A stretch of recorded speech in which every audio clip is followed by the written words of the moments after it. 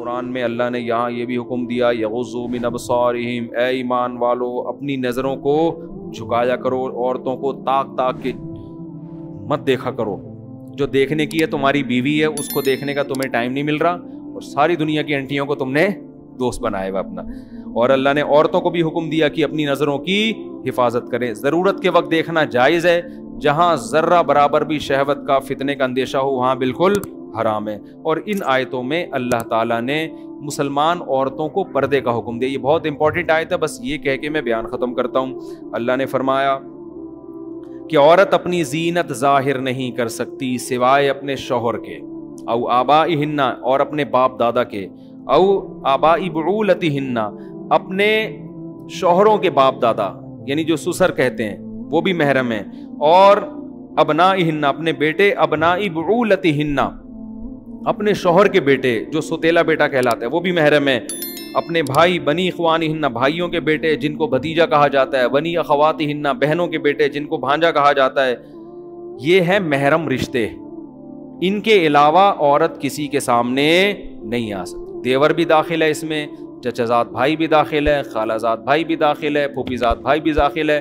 آج ہمارے گھروں میں کزنوں سے پردہ ختم ہو گیا، عجیب بیہودہ ماحول ہے گھروں کا، اتنی وحشت ہوتی ہے، کبھی دیکھنا ہوتا ہے تو کیسے رہتے ہو یار تم، کزنوں کے ساتھ ڈانس کر رہی ہیں، پتہ نہیں کیا کیسا گندا ماحول بنا دیا۔ کبھی ان گھروں میں جا کے دیکھو جہاں پردے کا ماحول ہے، تمہیں اتنا سکون ملے گا، اتنی پاک دامن زندگی ہے، نہ مرد کو عورت پہ شبہات ہوتے ہیں، نہ عورت کو اپنے شوہر پہ شک ہوتا ہے، اس کو پتہ ہے بھائی اس کی کزنیں اس کے سامنے نہیں آتی، میری بہنیں اس کے سامنے نہیں آتی۔ سالی اور بہنوئی کا بھی آپس میں کیا ہے؟ پردہ ہے۔ ہم کوئی غیر مسلم تھوڑی ہیں جو براڈ مائنڈڈ ہے بھائی، یہ پردہ ہے۔ بھابھی کا آپ سے پردہ ہے۔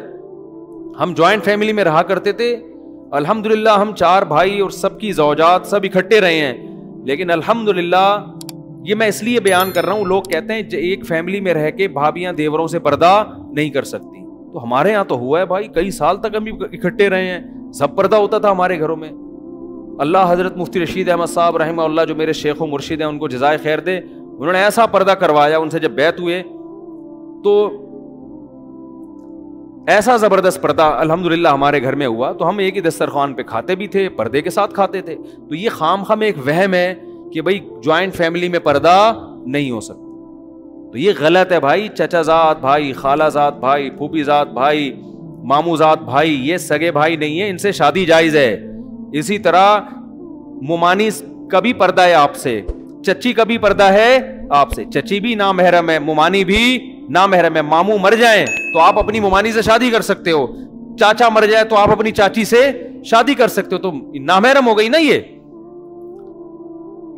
سسر بہو کبھی قیامت تک بھی شادی نہیں کر سکتے، یہ محرم ہے۔